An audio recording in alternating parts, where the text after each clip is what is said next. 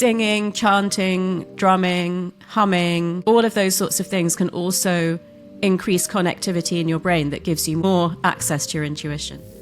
Hey everyone, it's Rosie here. Welcome back to Radio Headspace. I have a question for you. Do you trust your gut?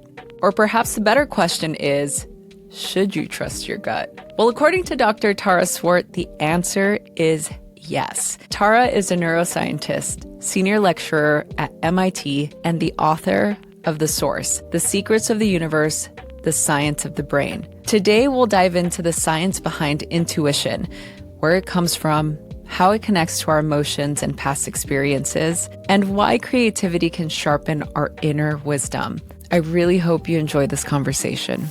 I'm really excited. Thank you so much for joining us today. We have Dr. Tara Swart. How would you like to be addressed? You can just call me Tara.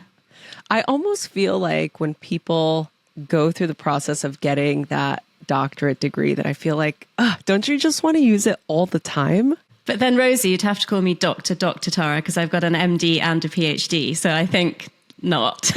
I love it. I think it's great.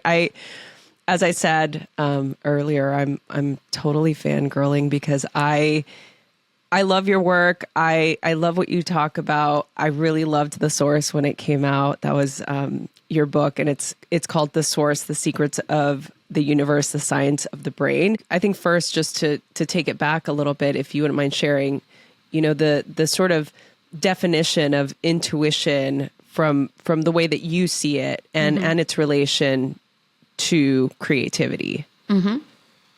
So I describe 6 ways of thinking in The Source, which are logical, emotional, intuitive, physical, motivational, and creative. And I kind of say that intuition lies between logic and emotion, because we learn a lot of things from formal learning or direct instruction as children.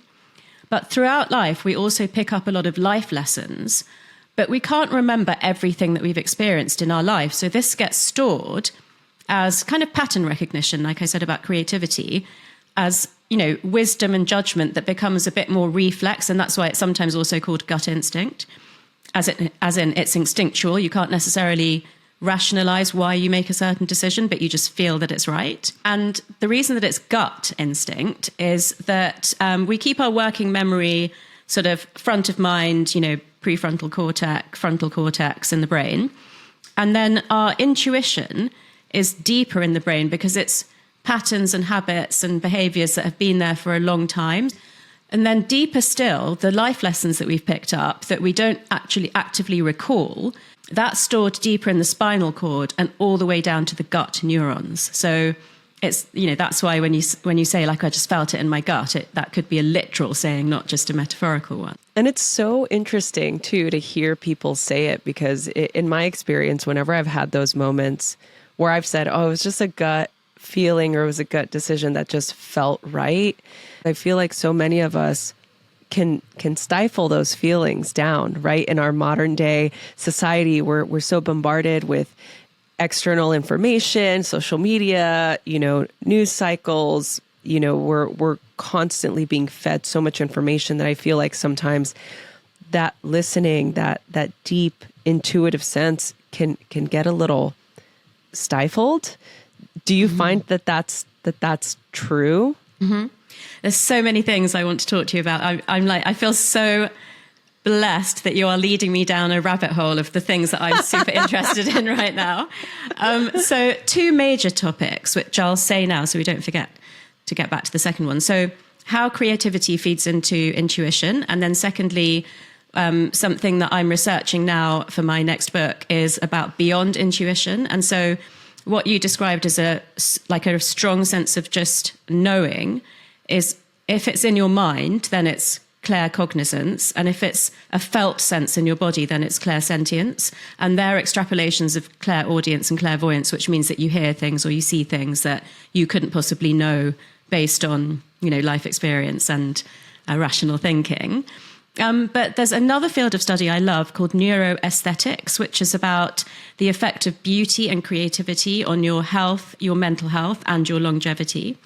So both making and beholding creative activities. So drawing a picture or looking at art, singing or going to listen to music, etc. And so creative activities also help you tap into your intuition. So if you think about the sort of spectrum of things that you can do to hone your intuition, which I'm sure is something that will be of interest to listeners, then I've always said since the source that journaling, how you make your decisions and whether you go with your gut or whether you go with, if your logic seems to conflict with that, whether you go with logic instead, and then kind of tracking how that decision pans out and starting to take some more risks with going with the intuitive version rather than the logical version. Obviously, if they align, that's perfect. But if they don't, then start teaching yourself to trust your gut by seeing what happens, in a low risk environment at first, if you go with your intuition.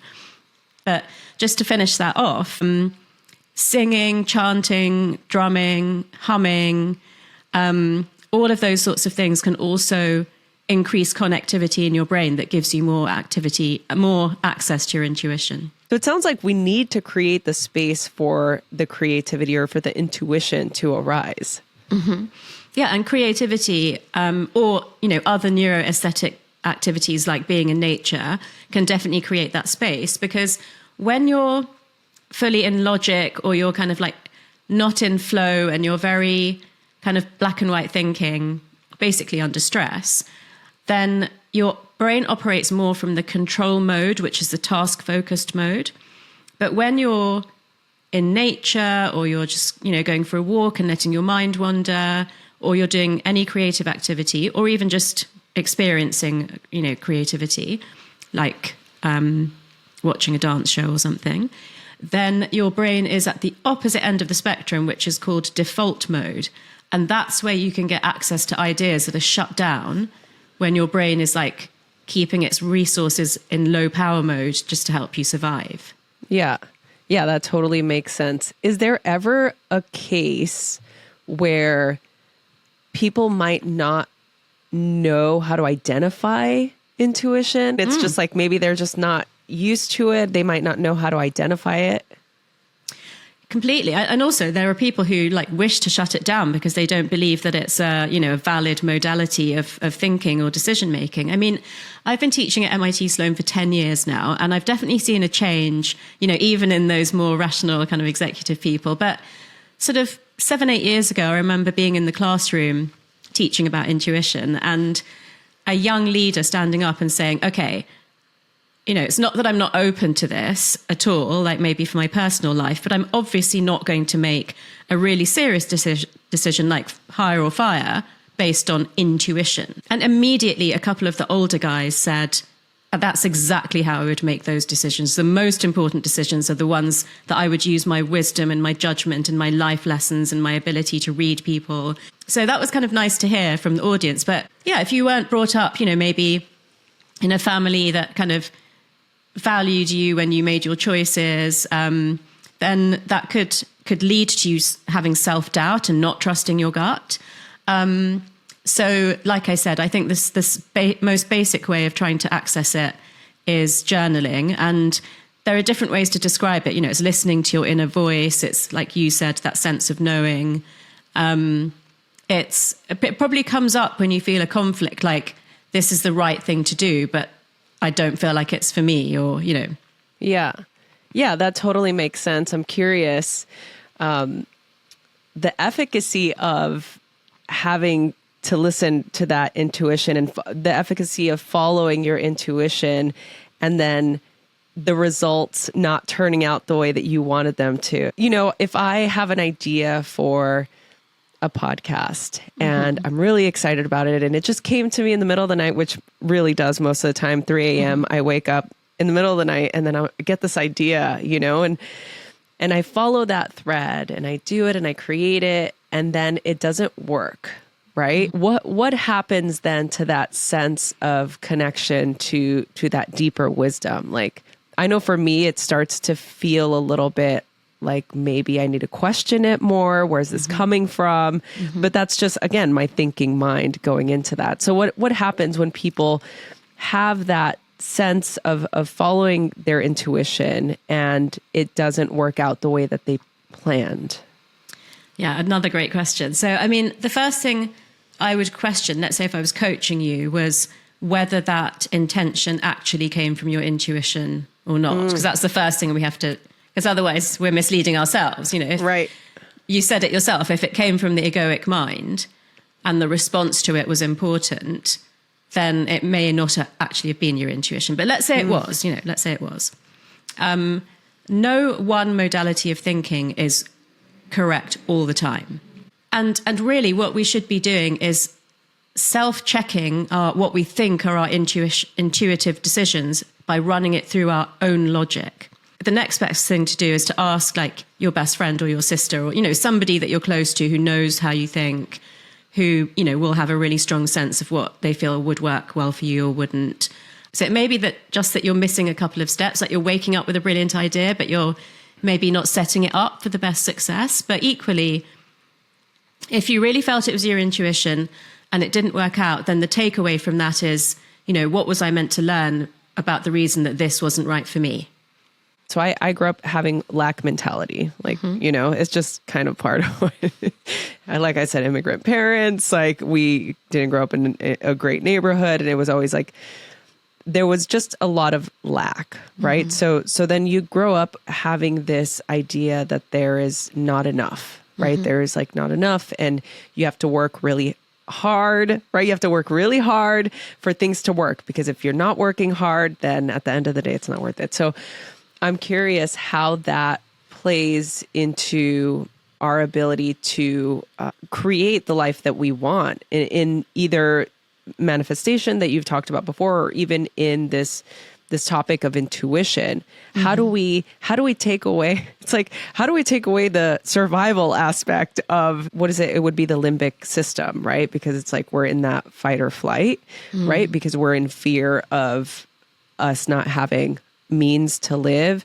How do I find that balance if I am in that state? Yeah. I think there's at least two parts to this question. So one of them is about fear and scarcity versus abundance and love and trust. And the other one is about whether you're doing something because you need to make money or whether you're following your passion and your purpose. Now, it's easy to say this in retrospect, but I fully believe from all of my life's experiences that if you follow your passion and your purpose, you will absolutely be successful. If you do something either to like just because you want to make lots of money or, just to pay the bills, then there is more room for failure because you will be operating much more from that scarcity and lack mindset. That means that you're not fully able to be creative. You're not, able to take healthy risks and trust your intuition. And, it's absolutely fine to pitch content because you think it's going to be popular if that's your living. But if it's going against your passion and your purpose, then that might be worth digging into. So, you've given, and, I've had the same thing, an obvious example of having grown up, without many resources and feeling like there isn't enough out there for everyone. It's a natural wiring in our brain for survival to try to avoid threat or scarcity more than we would try to go for like reward and believe in abundance. And it comes from our evolution where basically we had to be more aware of running away from a predator than we were of like looking for berries in a bush where you don't have great visibility.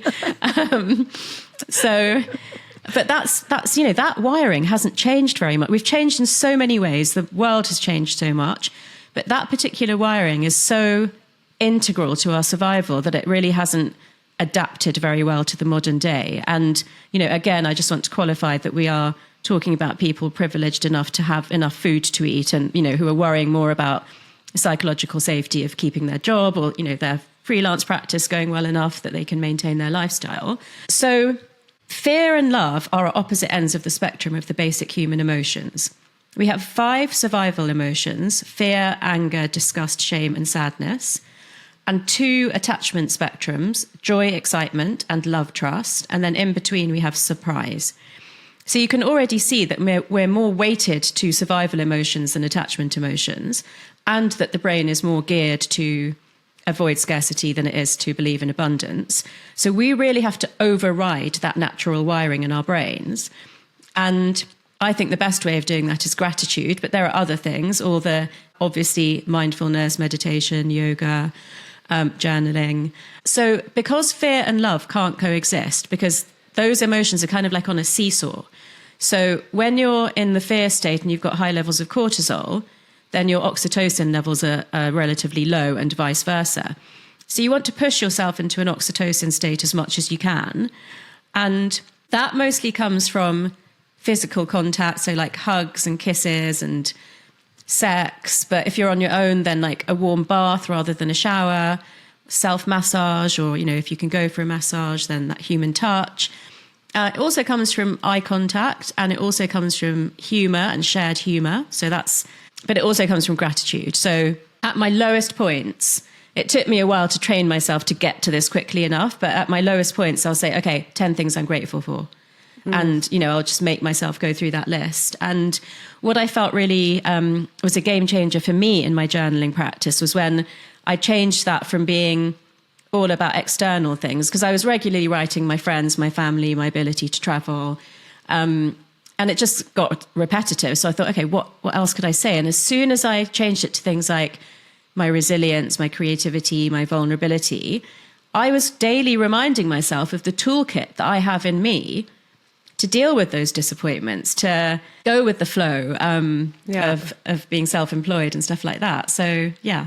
Like, I love that so much, because when you're explaining it in that way, it sort of gives us the power back. It puts us back into a position of being able to be in the present moment, right? And I love how this relates to mindfulness and our ability to be in that present moment awareness.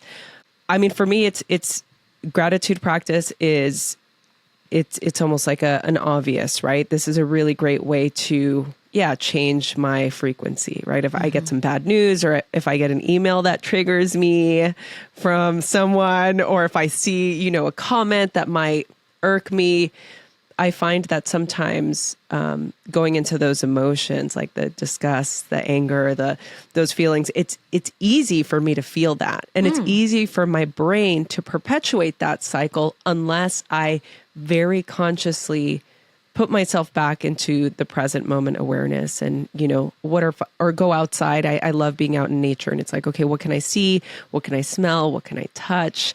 Just put myself in connecting with the senses, and it helps me sort of redirect that.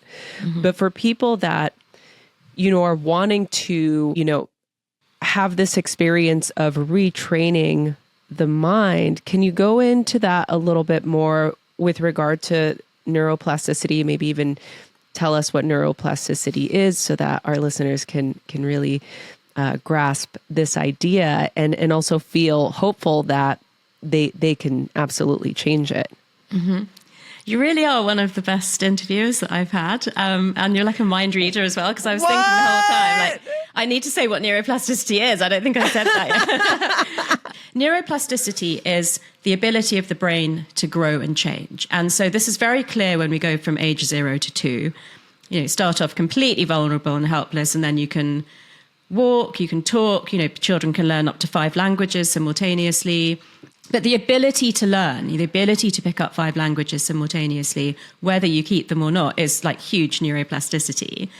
And then in teenage, there's a lot of pruning of the brain to make it sophisticated for adult life. So, languages that you haven't used for a long time, or skills that you no longer require as you enter adulthood, might get pruned away, and you become more emotionally intelligent and more like understanding of social and sexual behavior. And that's a very active process till we're about 25. But from 25 onwards, if you don't stimulate your brain, then it will tend to plateau. So if you're doing a job that's quite repetitive, if you see the same people all the time, if you don't read that much, or do new learning, then you could have a perfectly fine life, but you won't be harnessing neuroplasticity, let's say. And I loved that you said for people to be hopeful, because I literally say neuroplasticity is hope. And it's the hope that you can change. It's the hope that you can think differently, behave differently, learn new things, embrace, novelty, which is just, things you haven't experienced before. So I take on a big neuroplasticity practice each year, but I count things like eating a food I've never eaten before as part of my neuroplasticity practice. You know, talking to someone who's had a very different upbringing or life to me, I consider that to be like contributing to my neuroplasticity. But in terms of hope for people, there's a very simple process that underlies behavior change, which is the process that I've laid out in the source for using neuroplasticity to bring a big change into your life. And the first part is raised awareness, and that is 50% of the battle. So for me, you know, I can convince myself that something's a fact when, you know, if I'm challenged, that because I live in a very neuroplastic way, I respond very quickly to a challenge to an entrenched behavior that I have. It won't be necessarily that quick for everyone, but the awareness is 50%. Because if you're just operating, you know, we were talking before we came online about operating systems being upgraded. If you're running on the old software, if you've been running on that software your entire life, then sometimes it does take someone to say, you do know you could approach this differently. That might be enough to push you into thinking, okay, what can I do about it? Once you've had awareness about something that you want to change or a new thing you want to bring into your life, the next step is focused attention. So I don't advise that people immediately try to make changes.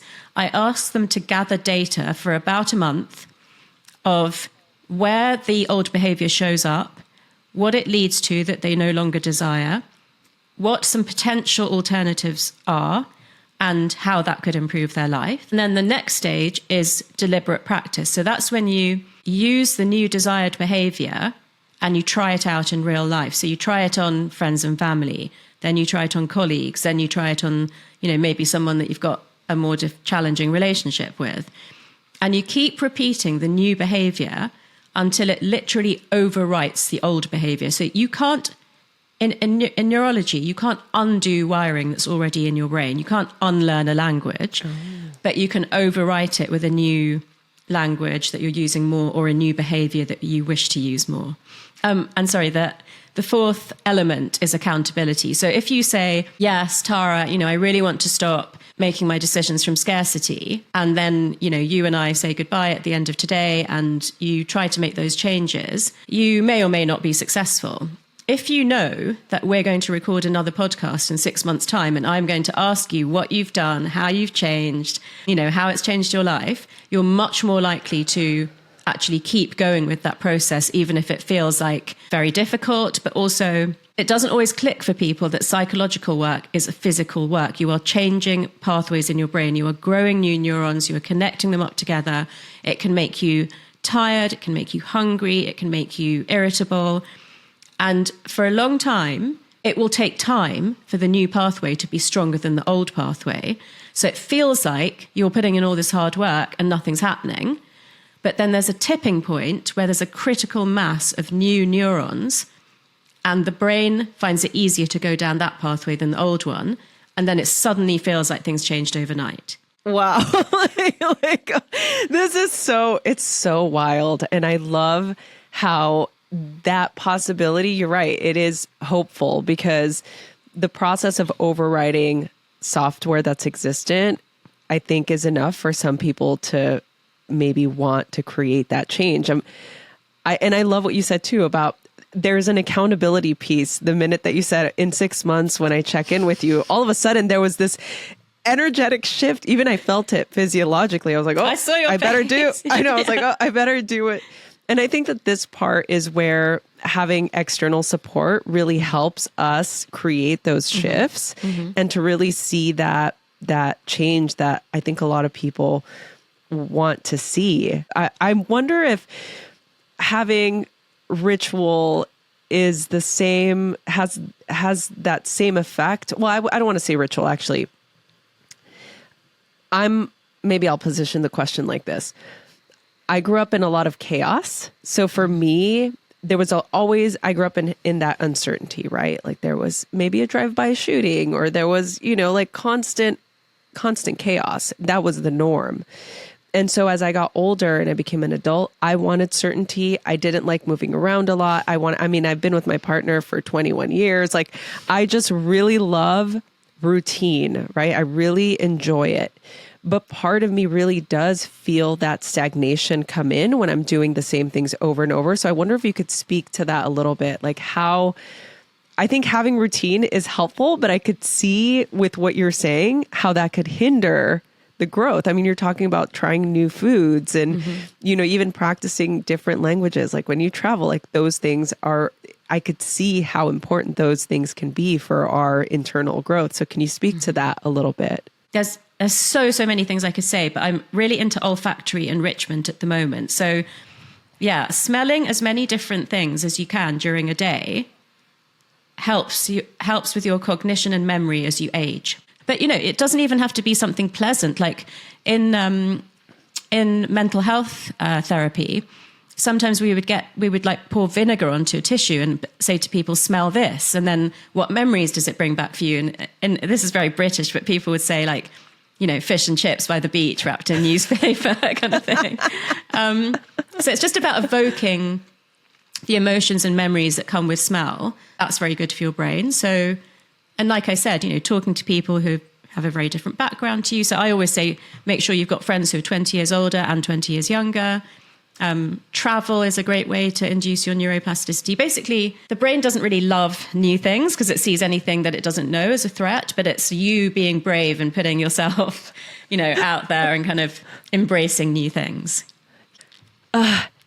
Tara, I am so grateful for this conversation. I have to say I've learned so much as usual. Every and any conversation I've heard you have, whether it's on podcasts or you talking about your book or reading the source, it really creates this deep sense of understanding and hope. I think that's really the biggest takeaway that I've had from this conversation. It really makes me hopeful to know that there are ways that I can change my way of thinking and my way of being, and there's so much beautiful science behind all these different practices, whether it's vision board or gratitude practice or going in nature and, all the different things we talked about. Well, I'm very touched that you said that you've come away from this conversation with hope, because that's a really beautiful piece of feedback for me. I'm also going to say that I bet you didn't expect to have the conversation that we've had when you knew that a neuroscientist was coming on the show. So thank you all so much for being here. And thank you again, Dr. Tara Swart. I feel like we're already I want to just talk to you all the time. New besties. What could a new besties? And again, I said this at the beginning, but I am such a fan of what you're doing and such a fan of your work. I really am so excited to see what the next book is gonna do. And I'm so excited to stay connected. Yeah, me too. I'll definitely come back on the podcast when the next book is out, because you're going to love it.